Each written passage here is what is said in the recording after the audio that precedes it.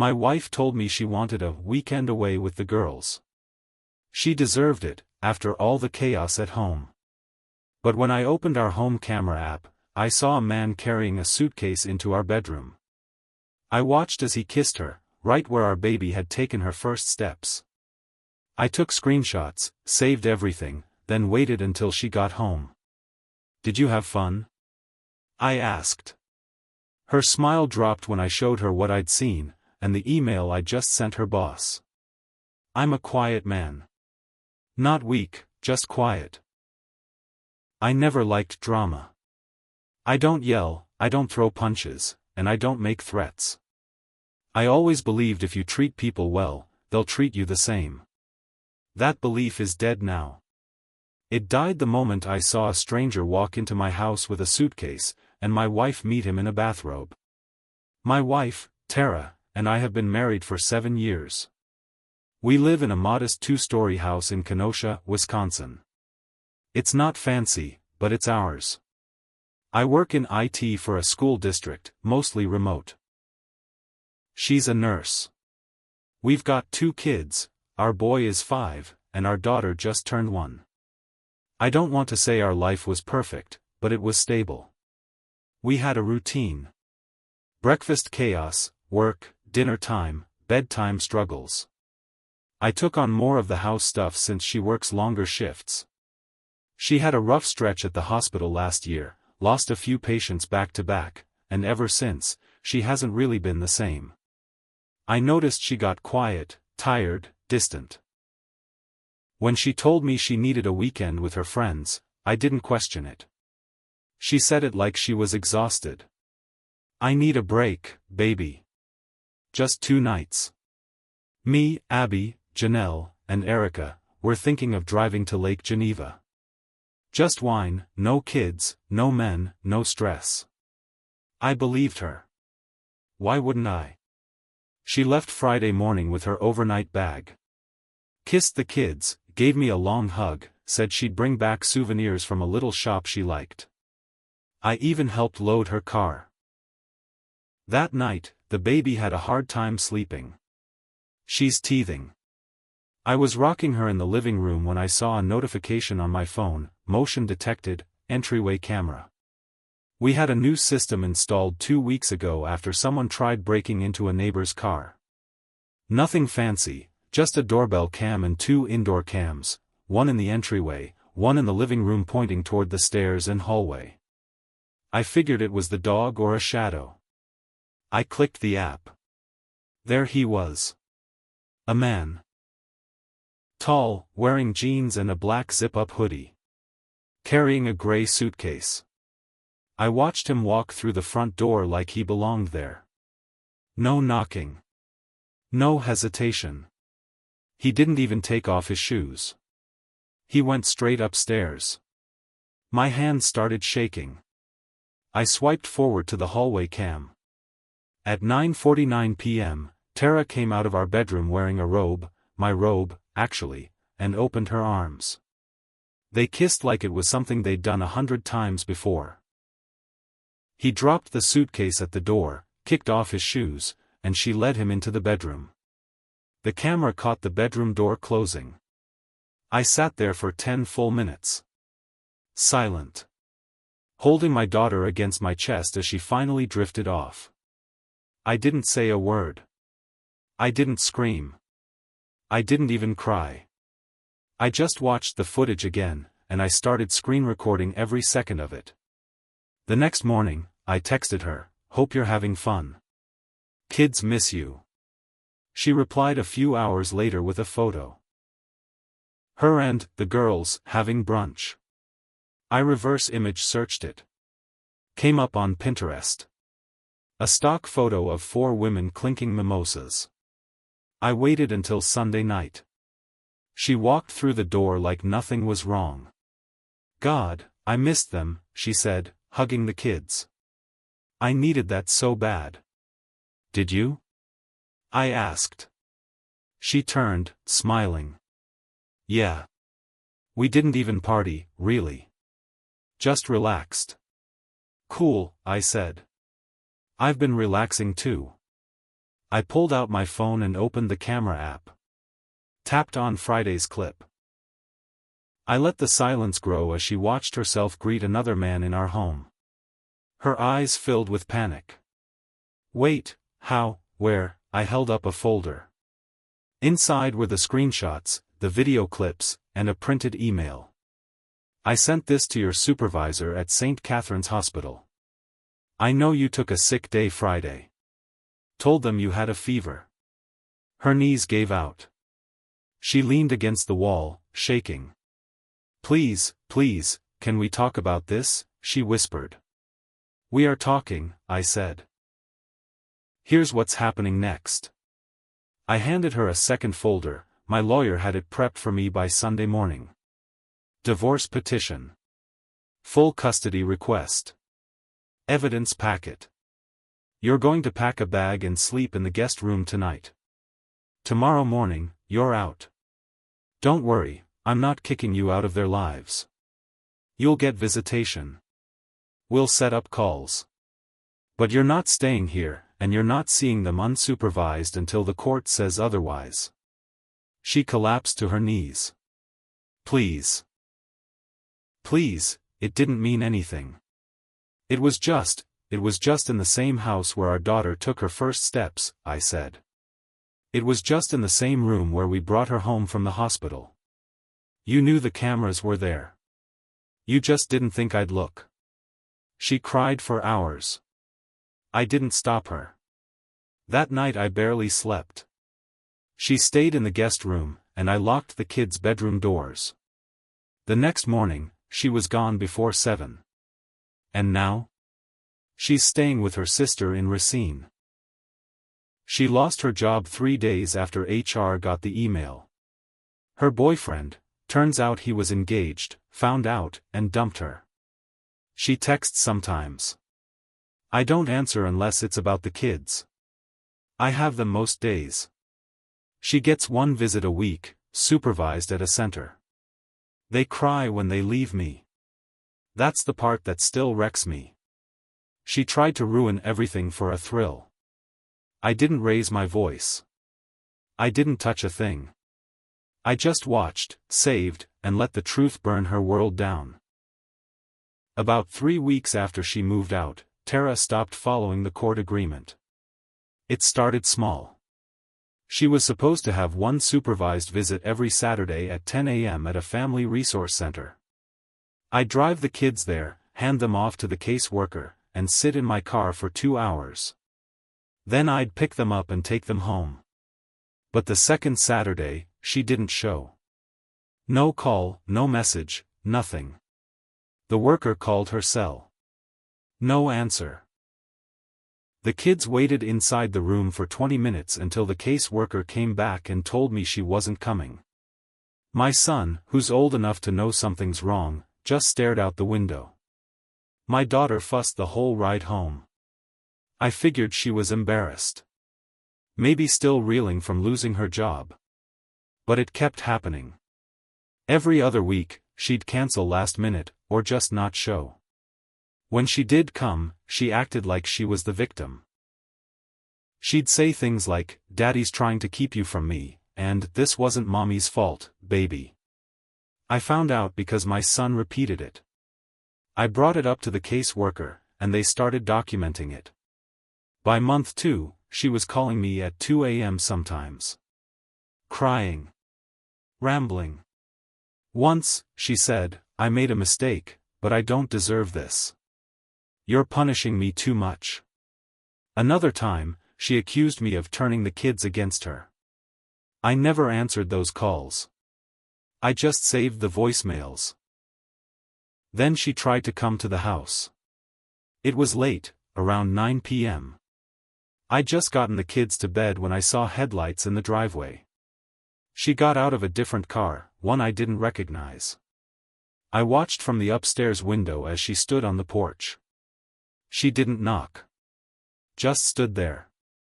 After 5 minutes, she turned and walked away. I called my lawyer the next morning. We added that to the custody complaint. A week later, I got an email from a guy named Matt. He said he was the fiancé of the man Tara had slept with.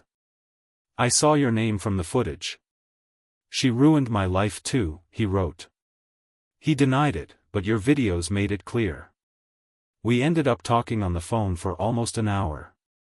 Turns out, his ex, Dean, had been cheating for years. Tara was just the last straw. Matt had left him, taken their shared savings, and filed a restraining order after Dean threatened him when he moved out. That's when I learned something else. She told Dean you were abusive, Matt said. That she was scared of you. That's why she brought him to your house, so he could protect her. I nearly dropped the phone. I asked him to repeat it. He did. Word for word. She told that man she was scared of me. That I was a threat to her and the kids.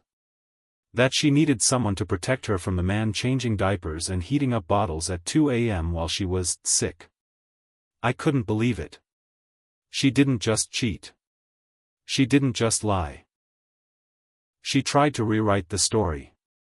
She wanted a backup plan. She was going to leave me, and she needed her new guy to believe I was the bad one. It made me sick. I called my lawyer again. I showed him the message from Matt.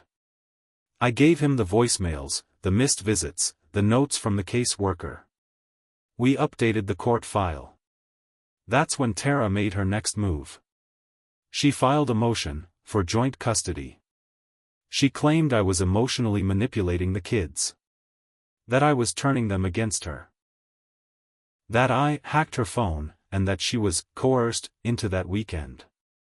Her lawyer tried to delay the court date, but mine shut that down fast. I'll never forget that day in court. She walked in looking small, like she hadn't slept in weeks. Her lawyer did most of the talking. Mine presented the footage. The texts. The fake brunch photo. The caseworker's testimony. And Matt's statement. I sat quietly while the judge watched the footage from my phone on a monitor. I didn't need to speak. Her face said everything. The judge didn't make a ruling that day. He said he needed time to review everything. But as I walked past her in the hallway, she whispered, "You're going to regret this." And for the first time since this all started, I believed her. I didn't take her words lightly. You're going to regret this. It sounded less like a threat, more like a warning. I'd spent months cleaning up the mess she made, trying to keep things calm for the kids. But something in her voice that day, it stuck with me. The next week, things got weird. First, my work laptop locked me out. I thought it was a glitch. Then I noticed someone had tried to reset the password to my personal email. Then our internet went down, twice in 1 week. I ran a security check and found remote login attempts from an IP I didn't recognize. I traced it back to a VPN. Probably meant to hide the source. But it wasn't smart enough to get past some of the alerts I'd set up. Someone was trying to get into my accounts. I had no proof it was Tara. But she was the only one who knew the answers to the old security questions I used to use. My mother's maiden name. My high school mascot. Where I met my wife. I changed everything. Locked down every account. Froze my credit. That's when the letters started showing up. 3 envelopes arrived in 1 week. No return address. All handwritten. Inside were printed screenshots, Facebook posts, random text threads. None of them real. One claimed I was texting an ex. Another said I was partying and leaving the kids with babysitters for days. They were all lies, pasted together from old posts or obvious fakes. One even had a screenshot of a Tinder profile, with my photo. I don't have Tinder. Never did. But someone made one. And it was active. That's when I knew for sure. She was trying to flip the script. Again. I called my lawyer. We gathered everything. He filed a notice with the judge requesting an emergency hearing to address what he called a pattern of manipulation and retaliation. But before the hearing could happen, something else exploded. Child Protective Services showed up at my door. A case worker. A woman named Sandra. She said someone had submitted a report. That my kids were left alone for extended periods, that I was verbally abusive, and that there were safety concerns in the house. My heart dropped. I invited her in.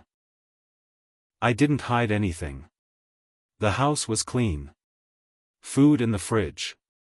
Beds made. Kids were at daycare and preschool at the time. I showed her the court order. I gave her my lawyer's number. I even told her about what had been going on. Sandra was calm. She said it was probably a routine check but that she had to follow protocol. She said I'd hear back within 10 days. When she left, I just sat on the couch staring at the door. Tara had reported me. I didn't have proof, she used an anonymous line. But everything pointed back to her. She wasn't just trying to hurt me anymore. She was trying to take the kids. The next day, I got a call from Matt. He sounded shaky. Said he had something to show me. I didn't want to get involved again, he said. But I saw her yesterday. At a bar in Milwaukee. She was drunk. Crying. Said she had to win this or lose everything. She didn't see me, but I followed her to the parking lot. I got pictures. He sent them. Tara was hugging a man I didn't recognize. Not Dean. Someone new. Same pattern. Same tired look in her eyes. Like she was using whoever would give her a soft place to land. She hadn't changed. She wasn't sorry. She was getting desperate. And that made her dangerous. The CPS case was closed a week later. No findings. No further action. But now it was on record. The emergency hearing was approved. My lawyer told me it could change everything: visitation, custody, even a restraining order if needed. But Tara didn't wait. She showed up at daycare the day before the hearing. She tried to pick up our daughter. The staff called me immediately. She wasn't on the approved pickup list. They stalled her and called the police. By the time I got there, she was in the parking lot screaming. "They're my kids too," she yelled. "He's poisoning them against me." She tried to push past the director. That's when the cops pulled in. She didn't get arrested, but they warned her. I filed a police report. The next morning, I walked into court with a folder full of hell. Fake reports. Hacked accounts. CPS visits. Daycare incident. My lawyer laid it all out in front of the judge. And Tara? She cried. But this time, no one believed her. The courtroom was quiet when the judge spoke. He looked tired. Like he'd seen this story 100 times, just with different faces. "Ms. Keller," he said, her maiden name. "You've shown a repeated pattern of deception, emotional instability, and retaliation. This court finds you in contempt for violating prior custody arrangements, attempting unauthorized pickup, and submitting false claims to third-party services." She looked like she couldn't breathe. I sat still. No smile. No relief yet. Just waiting. The judge turned to me. "Mr. Cross, you've handled this situation with restraint. But I must warn you, if there is any retaliation, any attempt to cut off their mother entirely out of spite, this order can be revisited." I nodded. I had nothing to say. Then came the ruling. Full legal and physical custody granted to me. Supervised visitation only. Twice a month. At a center. No contact outside of scheduled visits. She was barred from coming near the daycare, school, or home. And the court issued a protective order, for the kids and for me. Tara broke down crying.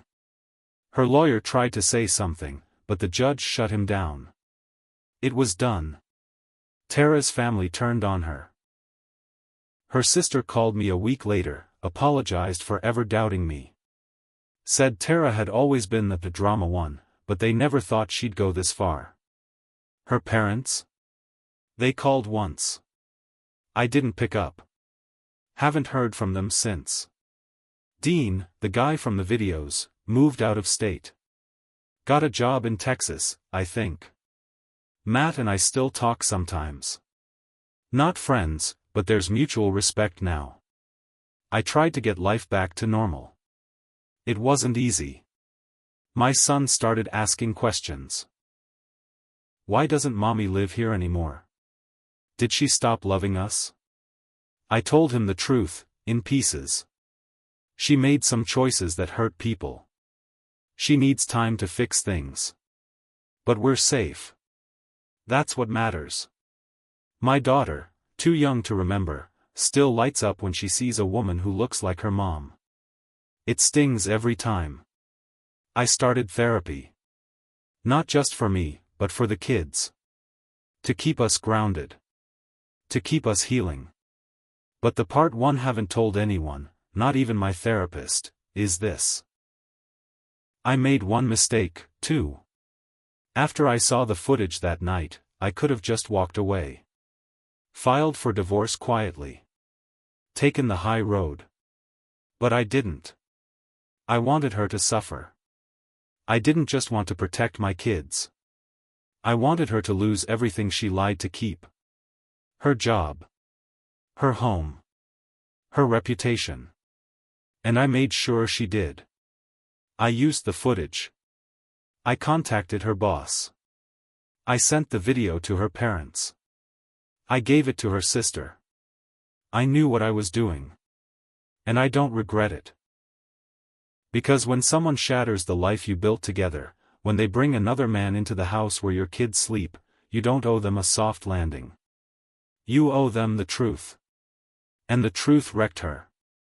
Last I heard, Tara was working part-time at a walk-in clinic near Waukegan. Lives in a basement apartment. Drives a used Corolla with a cracked windshield. Still drinks. Still dates losers. She sees the kids twice a month. Sometimes she shows up. Sometimes she doesn't. They always come back to me. I still have the screenshots. The footage. The emails. I keep them in a locked folder on a drive in my closet. Not because I plan to use them again. But because I need to remember how fast trust can be destroyed. She wanted a weekend escape. She got a lifetime exile instead. And I never raised my voice. I just showed her exactly what she did, one frame at a time.